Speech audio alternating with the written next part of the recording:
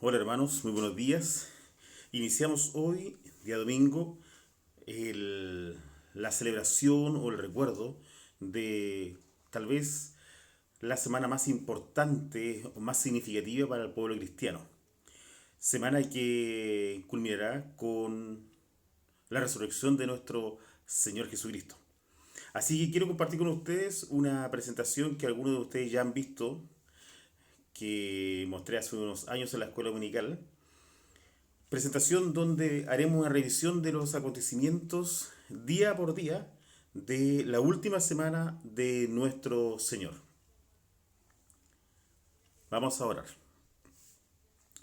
Nuestro Señor, muchas gracias por acudir ante su presencia y en este momento para agradecer el libremente tener su palabra, leerla y rogamos, Señor, usted nos ayude a sacar provecho de esa lectura.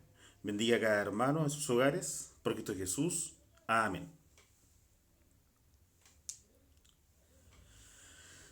En la clase de hoy vamos a hacer una revisión de lo que ocurre en los primeros 4 días, partiendo por el día domingo y hasta el día miércoles. ¿Ya? El día domingo recordamos la entrada triunfal de nuestro Señor a Jerusalén. Voy a dar lectura a Marcos capítulo 11. Y como fueron cerca de Jerusalén, de Betfagé y de Betania, al monte de las olivas, envía dos de sus discípulos y les dice: Id al lugar que está delante de vosotros, y luego entrados en él, hallaréis un pollino atado, sobre el cual ningún hombre ha subido, desatadlo y traedlo. Y si alguien os dijere: ¿por qué hacéis esto?, decid que el Señor lo ha menester, y luego lo enviará acá. Y fueron y hallaron el pollino atado a la puerta fuera, entre dos caminos, y le desataron. Y uno de los que estaban allí les dijeron: ¿qué estáis haciendo? ¿Por qué desatáis el pollino? Ellos entonces les dijeron como Jesús había mandado, y los dejaron. Y trajeron el pollino a Jesús, y echaron sobre él sus vestidos, y se sentó sobre él. Y muchos tendían sus vestidos por el camino, y otros cortaban hojas de los árboles y las tendían por el camino. Y los que iban delante y los que iban detrás daban voces diciendo: Hosana, bendito el que viene en el nombre del Señor, bendito el reino de nuestro Padre David que viene, Hosana en las alturas. Y entró Jesús en Jerusalén y en el templo, y habiendo mirado alrededor todas las cosas, y siendo ya tarde, salióse a Betania con los 12. Este evento, que conocemos como la entrada triunfal, es un suceso muy especial y que se narra, como pocos, en los cuatro evangelios o en las cuatro versiones del evangelio. Se trataba de una entrada oficial como el Mesías.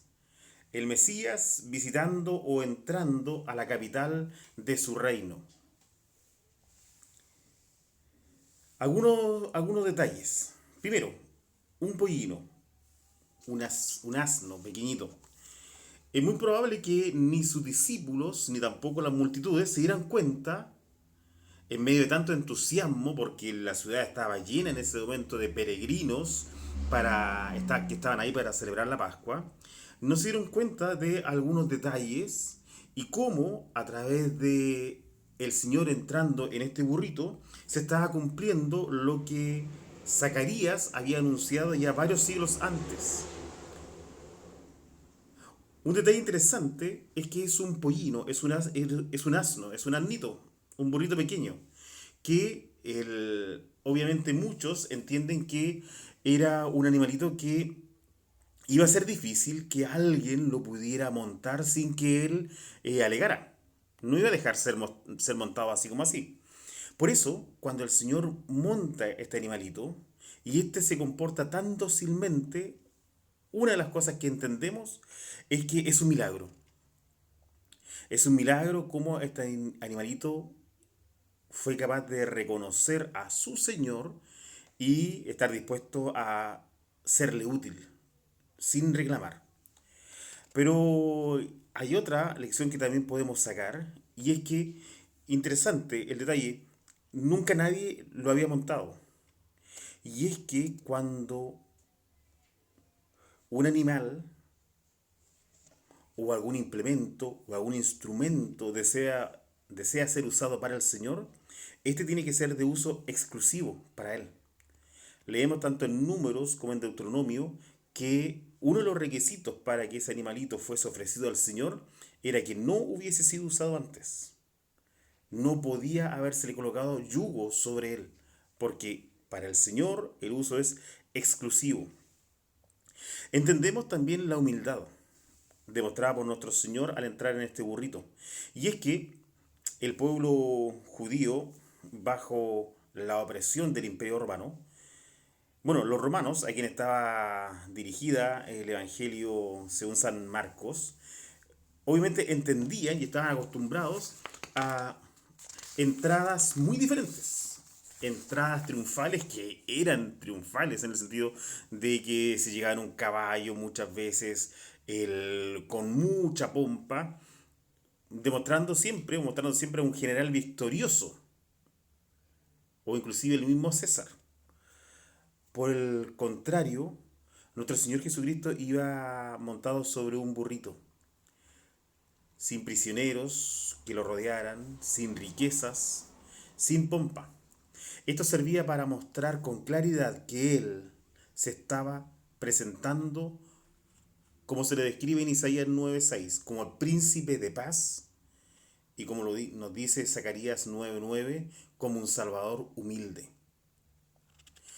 Vestido y las ramas que colocaban las personas sobre el suelo. La entrada del Señor era humilde, sí, pero con todo, en ella habían muestras de aprecio de parte de la multitud. En los evangelios se nos dice que muchos ponían sus vestidos en el camino por donde el Señor pasaba. Otros cortaban ramas de los árboles, también para colocarlas como alfombra. Todo esto mostrando un detalle interesante, y es que el vestido era un símbolo de la dignidad de la persona. Los vestidos o la ropa, antes y también ahora, muestran la dignidad y la posición social de las personas. Y cuando se encuentra uno frente al Señor, creo que ya ni la dignidad ni la posición social significan absolutamente nada. Porque así como ellos, los hijos del Señor estamos dispuestos a entregar lo que somos y lo poquito que tenemos ante Él, ante su entrada a la ciudad. Por lo tanto, con este gesto de colocar sus mantos sobre el suelo, estaban demostrando su respeto y el homenaje hacia el Señor. Osana en las alturas. Osana es la traducción hebrea de salva ahora y se empleaba como pidiendo liberación a Dios. Lo que la multitud estaba esperando era que Dios irrumpiera y salvara a su pueblo ahora que el Mesías estaba llegando. Bendito el que viene en el nombre del Señor. Así que cuando vieron que Jesús se acercaba a la ciudad con un impetuoso y exuberante entusiasmo, las multitudes se acordaron del Salmo 118, porque eso era lo que estaban cantando. Lo reconocían como Mesías y cantaban, voy a leer lo que dice el Salmo 118, 25 y 26. Oh Jehová, salva ahora, te ruego, oh Jehová, te ruego hagas prosperar ahora. Bendito el que viene en nombre de Jehová.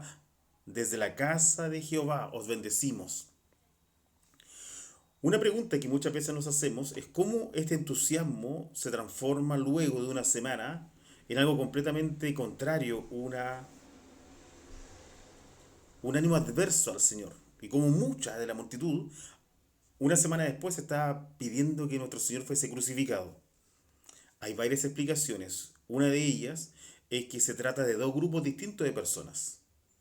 Leíamos en Marcos que había algunos que iban delante y otros que iban detrás del Señor.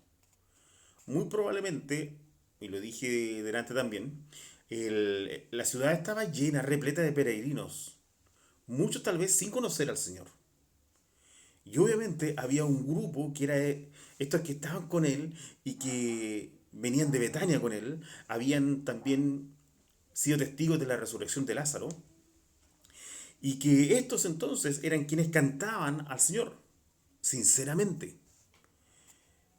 Pero como muchas veces pasa, cuando hay una algarabía y hay gente entusiasmada, la verdad que ese entusiasmo también se contagia y tal vez muchos, sin antes haber escuchado mucho del Señor o sin realmente reconocerle como su Salvador y como su Mesías, en ese momento también cantaron, pero sin creer realmente. Luego entonces, una semana después, estos mismos que no eran creyentes eran los que, así como fácilmente se habían entusiasmado para alabar al Señor, fácilmente también fueron motivados por aquellos que deseaban la muerte del Señor.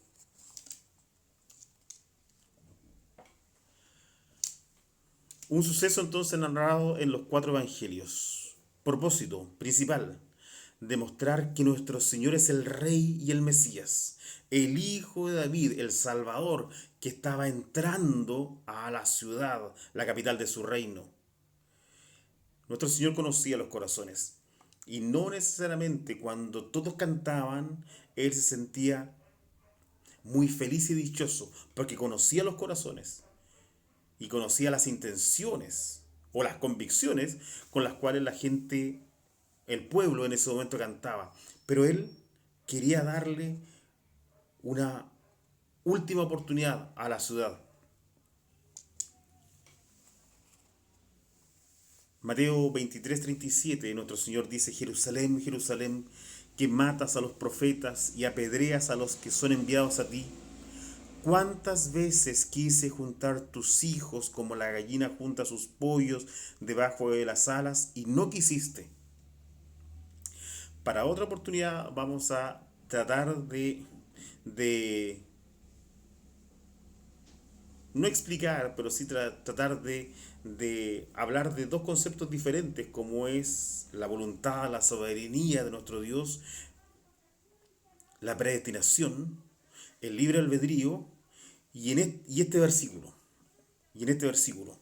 Por lo momento solamente quiero quedarme con esta frase, la segunda del versículo 37 de Mateo 23. ¿Cuántas veces quise juntar tus hijos y no quisiste? Nuestro Señor, al observar la ciudad, llora sobre ella, porque el Señor quería juntar a su pueblo, pero ellos no quisieron. Del mismo modo entendemos que nuestro Señor, cuando ve al mundo, entendido el mundo como el conjunto de personas que habitan en la tierra, también Él quiere salvar, porque Él no quiere la muerte del impío, Él quiere salvar. Pero cuando no hay salvación, siempre la respuesta es la misma. Son las personas las que no quieren, son las personas las que no creen, son las personas las que no aceptan. Al final del día domingo, nuestro Señor sale de Jerusalén y vuelve a Betania. Eso es algo que va a pasar todos los días de esta semana. Él va a descansar donde sus amigos Lázaro, Marta y María. El día lunes, acontecimiento: la maldición de la higuera estéril. Tengo una higuera aquí en la casa y lo que sorprende es cómo empieza a aparecer fruto primero que empiezan a aparecer las hojas. Y cuando la higuera tiene hojas es porque tiene fruta. Porque los frutos, en el caso de la higuera, y aquí es donde aparece la diferencia entre higo y breva, pero aparece el fruto primero. Junto con el nacer de las hojas empieza a aparecer el primer fruto. Luego entonces, repito, la idea está en que cuando hay hojas es que hay fruto. Aparece esto en varios pasajes, ¿ya? Como Marcos 11, voy a leer algunos versículos, están ahí en la pantalla. Y el día siguiente, como salieron de Betania, tuvo hambre. Qué humano es nuestro Señor. Y viendo de lejos una higuera que tenía hojas, se acercó, si quizá hallaría en ella algo, y como vino a ella, nada halló, sino hojas, porque no era tiempo de higos. Entonces Jesús Respondiendo dijo a la higuera: nunca más coma nadie fruto de ti, para siempre. Y lo oyeron sus discípulos. Quise destacar en la pantalla porque no era tiempo de higos. Entonces, si no era tiempo de higos, ¿por qué había flores? ¿Ya? Esta maldición, estas palabras directas del Señor Jesús a este árbol, porque no tenía, porque no tenía fruta, es un castigo, una reprimenda justamente porque no tiene lo que aparenta tener, o lo que todos esperaban que tuviera. Nuestro Señor maldice a la higuera por su apariencia engañosa, porque parecía que iba a ser muy fructífera, muy productiva, pero en ella no había fruto. Debió estar llena de fruto, pero no tenía nada. ¿Cuántas veces el Señor hace esta misma advertencia respecto ya sea a líderes religiosos como también a todos nosotros, miembros de la iglesia? Porque el que conoce nuestros corazones, Él sabe lo que hay en nuestros corazones, en nuestras mentes. Luego no sacamos absolutamente nada con aparentar ser algo. Podemos engañar a quienes nos observan, podemos engañar a nuestros colegas, tal vez podemos engañar inclusive a nuestros hermanos de la iglesia, pero al Señor no. El Señor castiga la apariencia. Al Señor le encanta que tengamos fruto y fruto abundante. Para eso nos salvó, para eso somos sus hijos, para eso nos coloca en la iglesia. Le encanta que nosotros demos fruto y ese fruto, conforme a su voluntad, tendría que ser abundante. A Él le molesta cuando aparentamos. Eso es lo que podemos entender de esta historia de la higuera estéril. Algunos versículos, fíjense en esto. Bienaventurado el varón que no anduvo en consejo de malos, ni estuvo en camino de pecadores, ni en silla de escarnecedores se ha sentado. Antes en la ley de Jehová está su delicia, y en su ley medita de día y de noche. Y será como el árbol plantado junto a arroyos de agua, que da su fruto en su tiempo. En el Salmo 92, el justo florecerá como la palma, crecerá como cedro en el Líbano, plantados en la casa de Jehová, en los atrios de nuestro Dios florecerán, aún en la vejez fructificarán, estarán vigorosos y verdes. Un saludo especial a todos nuestros hermanos que tienen más edad, que se cuiden en estos días. Un saludo y un deseo de bendición para ellos y para también todos nuestros líderes, nuestros pastores, que muchos de ellos también tienen ya varios añitos. Y es que la promesa del Señor para sus hijos es que aún en la vejez fructificarán. No importa si son 60, 70, 80 o más años. Recibimos bendición cuando escuchamos los consejos de nuestros pastores que tienen esas edades. El deseo del Señor es que demos fruto. El Señor maldice a la higuera porque aparenta tener, pero no tiene. En Hebreos 11:11 habla de Sara y cómo siendo una mujer ya avanzada en edad y estéril, recibió fuerza para concebir simiente y parió aún fuera del tiempo. Y aquí justamente el Señor castiga a la higuera porque aunque no era tiempo, Sara tuvo hijo aunque no era tiempo. El Señor espera que sus hijos den fruto siempre. Ese mismo día lunes aparece la purificación del templo. Y entró Jesús en el templo de Dios y echó fuera todos los que vendían y compraban en el templo, y trastornó las mesas de los cambiadores y las sillas de los que vendían palomas, y les dice: escrito está, mi casa, casa de oración será llamada, mas vosotros la habéis convertido en cueva de ladrones. Se narra en Mateo, en Marcos, también en Lucas. En Isaías 56 dice: yo los llevaré al monte de mi santidad y los recrearé en mi casa de oración. El Señor estaba citando Isaías. La casa de Dios es una casa de oración, para holocaustos, para sacrificios. Porque mi casa, casa de oración, será llamada por todos los pueblos, reitera. En Jeremías 7:11, es cueva de ladrones delante de vuestros ojos esta casa, sobre la cual es invocado mi nombre. He aquí que también yo veo, dice Jehová. Está juntando el Señor en esta reprensión estos dos versículos. El pueblo había transformado la casa.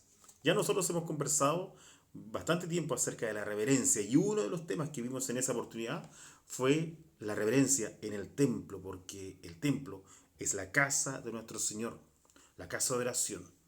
Esos son los pasajes que leí, Isaías y Jeremías. Ese mismo día lunes, el Señor realiza sanidades. Mateo 21:14 dice, entonces vinieron a él ciegos y cojos en el templo y los sanó.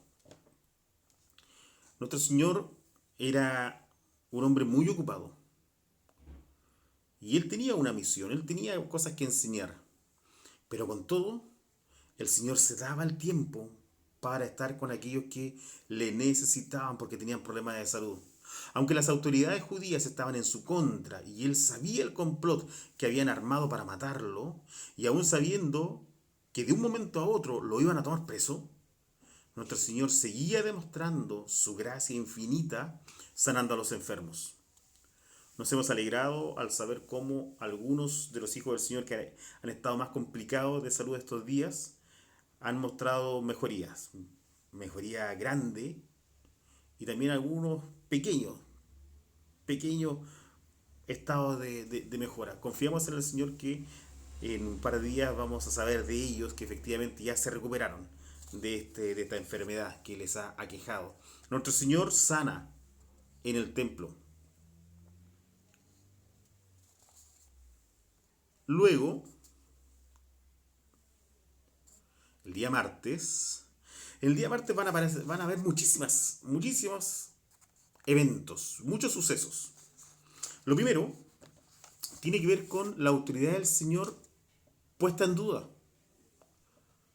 Marcos sitúa en el día martes el cuestionamiento de la autoridad de Jesús por parte de los gobernantes. ¿Quién eres? ¿Quién te dio autoridad para hacer esto? Para llegar acá a la ciudad, para estar aquí en el templo, para el día anterior haber trastornado la mesa de los que vendían y compraban. ¿Quién te dio autoridad? Sabemos la respuesta de nuestro Señor y cada vez que lo recordamos nos asombra, obviamente, su sabiduría. Y aunque ellos se esforzaban por encontrar cuestionamientos, ellos se esforzaban porque de una u otra forma hacerle caer en su trampa, nuestro Señor siempre demostró su infinita sabiduría, dando siempre respuesta a estos cuestionamientos de una manera tan increíble, tan desconcertante para ellos, que los dejaba siempre con la boca cerrada. Aquí el Señor cuenta la parábola de los dos hijos. Mateo 21, voy a leer. Mas, ¿qué os parece? Un hombre tenía dos hijos, y llegando el primero le dijo, hijo, ve hoy a trabajar a mi viña. Y respondiendo él dijo, no quiero. Mas después arrepentido fue. Y llegando el otro le dijo de la misma manera, y respondiendo él dijo, yo, Señor, voy. Y no fue. Lo primero que hay que decir, qué fea la respuesta del primer hijo. No quiero. Tal vez en el mundo, tal vez inclusive en nuestros hogares, los hogares de los hijos del Señor, las cosas han cambiado en relación a cómo se demostraba el respeto hacia los padres que cuentan justamente nuestros padres que tenían hacia los suyos. Muchas veces esos papás no eran, ni se cuentan, ni siquiera tenían que hablar, era cosa que dieran una mirada y ya los hijos sabían lo que tenían que hacer. Imagínense hace 2000 años que un hijo responda, no quiero. Era un hijo falto de respeto. Pero este hijo falto de respeto se arrepintió y fue y obedeció. El otro, al contrario, le responde de inmediato, yo, Señor, lo llama Señor a su padre. Y yo voy, pero no fue. El Señor pregunta, ¿cuál de los dos hijos hizo la voluntad de su padre? Y obviamente le respondieron todos los que estaban cerca, el primero. Y el Señor les dice, de cierto os digo, que publicanos y rameras van delante de ustedes al reino de Dios. Yo les decía, el primer hijo era irrespetuoso y el Señor quiso usarlo como ejemplo de publicanos y rameras, pecadores, que ofenden al Señor, que lo ofenden. Pero cuando se arrepienten, terminan siendo aquellos que hacen la voluntad de su Padre. Los líderes religiosos sabían que el Señor le estaba diciendo esta frase a ellos. A ellos que muchas veces decían que sí al Señor y les recordamos orando de pie en las plazas, dando abundancia como ofrenda para ser visto de los hombres. Es decir, aquellos que le dicen sí al Señor una vez más en apariencia, una vez más en apariencia. Los líderes religiosos sabían que el Señor estaba otra vez, estaba manifestando lo descontento que se siente el Señor hacia aquellos que aparentan sin hacer. Porque la vida del hijo de los hijos de Dios tiene que ser una vida fructífera. Tenemos que hacer. No basta solamente con decir, tenemos que hacer. Luego viene la parábola de los labradores malvados. Un hombre plantó una viña y la arrendó a labradores y se ausentó por mucho tiempo. Y al tiempo, y quiero hacer una explicación al tiro acerca de este pasaje, y al tiempo, el Señor tiene sus tiempos. El Señor tiene sus tiempos. El Señor no tarda su promesa como algunos dicen, que efectivamente el Señor se está tardando. No, el Señor no se está demorando. El Señor es paciente porque quiere que muchas personas más escuchen y crean y acepten a Jesús como Salvador. El Señor tiene sus tiempos. Mas venido el cumplimiento del tiempo, el Señor tiene sus tiempos. En este caso, el dueño de esta viña al tiempo envió un siervo. Cada vez que en estos pasajes de Mateo y Marco y Lucas se habla de siervo, entendemos que son los profetas del Antiguo Testamento. Y al tiempo envió a su siervo a los labradores para que le diesen del fruto de la viña. Mas los labradores le hirieron y enviaron vacío. Y volvió a enviar otro siervo, mas ellos a este también herido y afrentado le enviaron vacío. Y volvió a enviar al tercer siervo, mas ellos también a este echaron herido. Entendemos que nuestro Señor es misericordioso. Y Él da una y da otra y da otra y da más oportunidades. Da oportunidades. En el caso del pueblo de Dios, y lo sabemos por los profetas, el Señor dio muchos siervos a entregar mensajes, pero el pueblo, vez tras vez, lo rechazaba, porque prefería escuchar a aquellos que decían lo que ellos querían escuchar. Que estaba todo bien, que no se preocuparan, estaban contando con el favor del Señor. Del mismo modo, ahora, ¿cuántas veces son aceptados aquellos que entregan un mensaje que hace bien o que es lindo escuchar? Porque la palabra del Señor nos exige.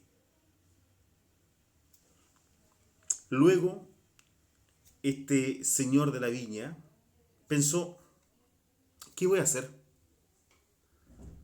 Voy a enviar ahora a mi hijo amado. En Marcos y Lucas se hace esta descripción como el hijo amado. Entendemos entonces que está hablando de nuestro Señor Jesucristo, el hijo amado del Padre Celestial. Enviaré a mi hijo, quizá cuando vienen a este le tendrán respeto. Y sabemos qué va a pasar durante toda la semana, esta la última semana de nuestro Señor antes de ser crucificado y resucitar. Mas los labradores, viéndole, pensaron entre sí diciendo, este es el heredero, venid, matémosle. Sabemos que muchos de los líderes religiosos de la época de nuestro Señor eran celosos porque veían que nuestro Señor iba ganando en discípulos, en seguidores. Y ellos sentían que estaban perdiendo su liderazgo. Eso era lo que los motivaba. del mismo modo como el Señor estaba contando en esta parábola, ellos decidieron matar al Señor. Y echáronle fuera de la viña y le mataron. El Hijo amado de nuestro Señor. En los versículos que siguen está la advertencia, porque el dueño de esta viña iba a destruir a los labradores. Sabemos lo que le pasó al pueblo de Israel.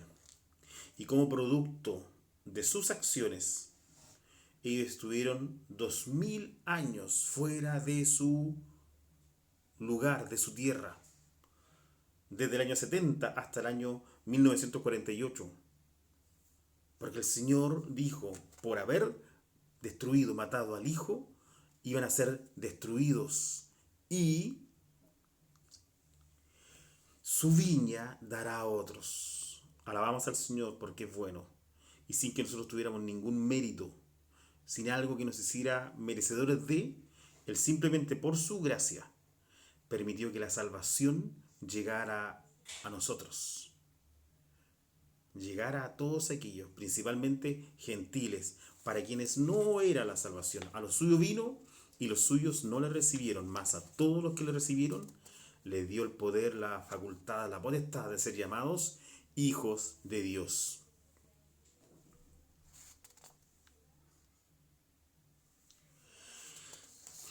Esta es la parábola de la fiesta de bodas. Un mensaje precioso. El Señor entonces les volvió a hablar en parábolas. Estoy leyendo Mateo 22. El reino de los cielos es semejante a un hombre rey que hizo bodas a su hijo, y envió sus siervos para que llamasen los llamados a las bodas, mas no quisieron venir. Volvió a decir otros siervos, diciendo, decid a los llamados, he aquí mi comida está preparada, mis toros y animales engordados son muertos, y todo está prevenido. Venid a las bodas. Mas ellos no se cuidaron, y se fueron uno a su labranza y otro a sus negocios, y otros, tomando a sus siervos, los afrentaron y los mataron. Y el rey, oyendo esto, se enojó, y enviando a sus ejércitos, destruyó a aquellos homicidas, y puso fuego a su ciudad. Algo que vemos cumplido en el año 70, cuando la ciudad de Jerusalén es destruida. A los suyos vino, y los suyos no le recibieron.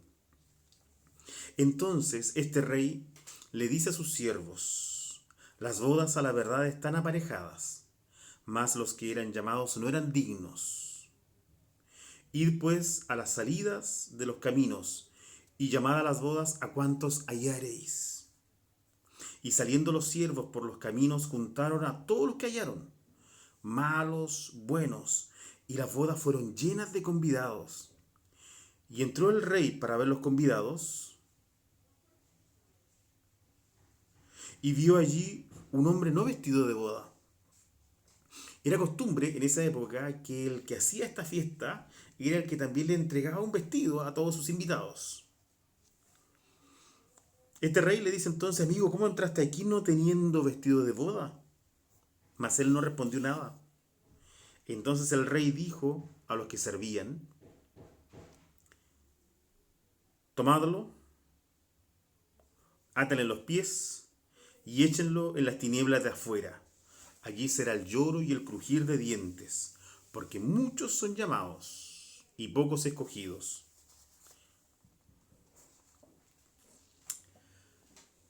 Me encantan estos versículos que van a aparecer citados ahí abajo. Isaías 61:10. En gran manera me gozaré en Jehová, mi alma se alegrará en mi Dios, porque me vistió de vestidos de salud. Así como en la antigüedad, también ahora, en lo espiritual, si hemos recibido vestido de salvación, no es porque lo hayamos ganado.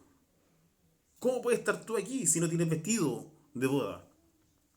Y es que ese vestido lo entrega al rey. Isaías 61, el Señor nos dio ese vestido con el cual podemos estar ahí, en ese lugar, en esas bodas. Me vistió de vestido de salvación, Me rodeó de manto de justicia, como a novio me atavió y como a novia compuesta de sus joyas. Y Apocalipsis 19, hablando de la iglesia, de su iglesia. Y le fue dado que se vista de lino fino, limpio y brillante, porque el lino fino son las justificaciones de los santos. Una vez más, vestido que recibimos del Señor. En este caso, el vestido de la iglesia son todas las justificaciones, la obra de nuestro Señor Jesucristo, con la cual nosotros nos vestimos y podemos estar entonces ante su presencia. Hay muchos otros eventos también este día martes. Solamente los voy a enumerar. El asunto del tributo, es bueno dar tributo a César o no, acerca de la resurrección, y se la hacían algunos que ni siquiera creían en ella, el gran mandamiento de quién es el Hijo del Cristo, bueno, de David o no, como David le dice, dijo el Señor es mi Señor, ¿ya? Jesús acusa a escribas y fariseos, unos griegos buscan a Jesús, la incredulidad de los judíos, la ofrenda de la viuda. Señales antes del fin, la parábola de las 10 vírgenes. Debemos tener cuidado de que nuestras lámparas tengan aceite. La parábola de los talentos.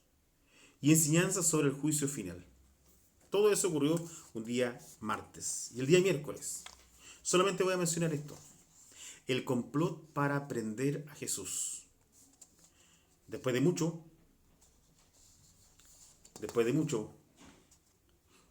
Judas acepta y hace un trato con los líderes religiosos para entregar al Señor. El Sanedrín había resuelto matar a Jesús, pero la popularidad de este se los impedía. La oportunidad ansiada vino cuando Judas se comprometió a entregarle por medio de una traición. El ungimiento en Betania. Qué precioso este evento. Lo encontramos en Juan capítulo 12, versículos del 1 al 8.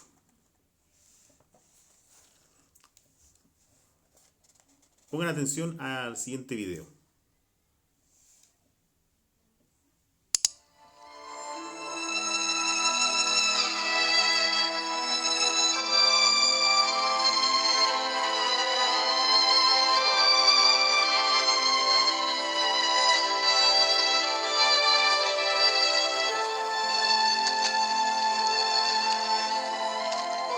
Un momento, Señor.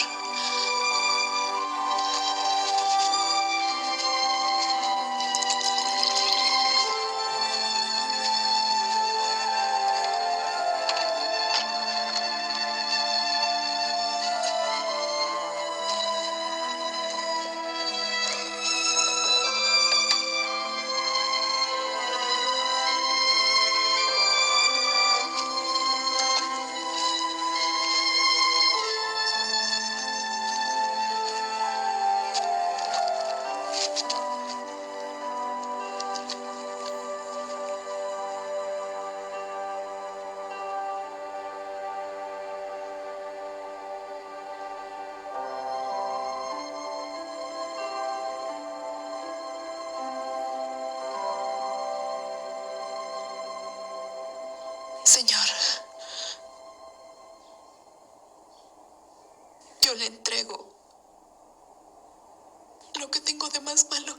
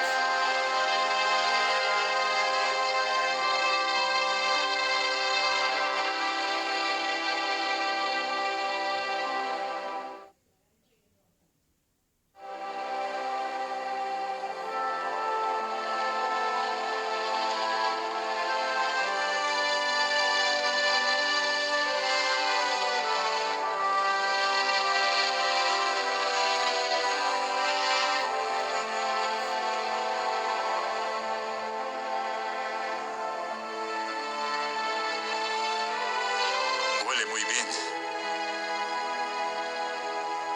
Nunca olí algo así. Es perfume de nardo, del Valle del Lindo. Nuestro padre nos dejó ese bálsamo de herencia para cuando nos casáramos o enfrentáramos dificultades. Es lo más valioso que tenemos.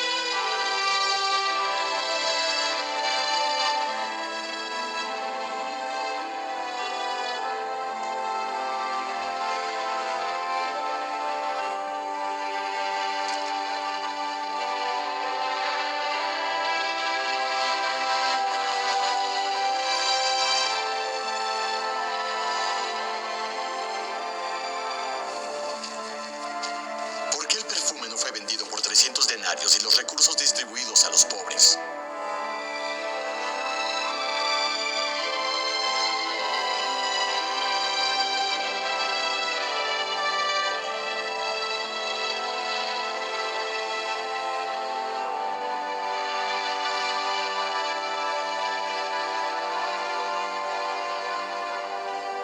Déjala en paz.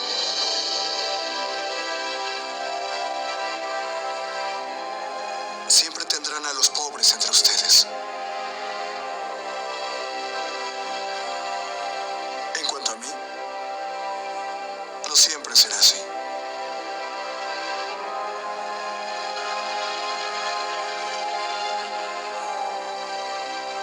Ella guardó esto para mi sepultura.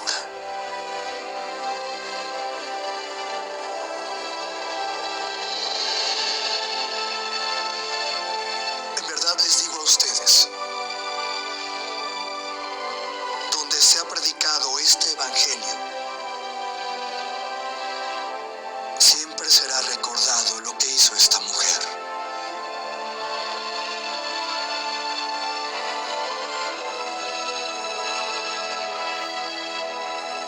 Para su memoria.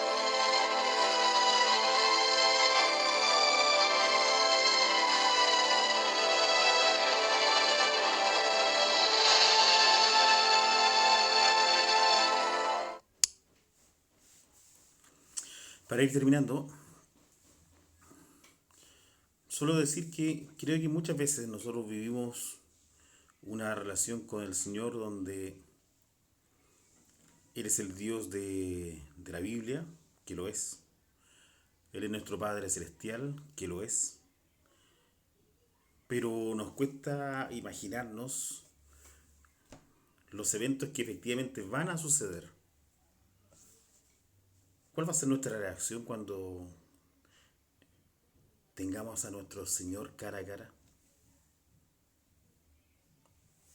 Salmo 95:6 dice: venid, adoremos y postrémonos, arrodillémonos delante de Jehová, nuestro Hacedor. El Señor les bendiga. Acerca de los otros días, Dios mediante, la próxima semana, la siguiente clase, vamos a ver lo que pasa entonces jueves, viernes, sábado, domingo. Y les invito a disfrutar de esta semana que, como partí diciendo, sin duda es una o la semana más importante de la cristiandad. Una vez más, el Señor les bendiga.